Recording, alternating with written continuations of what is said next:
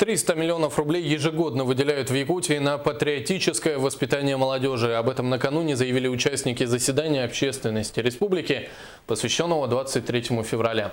Во время торжества также состоялась церемония награждения. Грамоту главы Якутии за вклад в патриотическое воспитание молодежи вручили ветерану Великой Отечественной войны, заслуженному работнику народного хозяйства Николаю Лыткину. Благодарности получили военно-патриотические клубы Усть-Алданского, Мигино-Кангаласского, Вилюйского и Горного районов. Дело в том, что мы готовим, конечно, защитников Отечества. В основном мои дети, многие уже дети, уже в армии сейчас служат, многие уже в других клубах идут работать. И мой клуб, в основном, в Мигино-Кангаласском районе, как единственный клуб, в котором, наверное, очень много у меня воспитанников в других школах сейчас.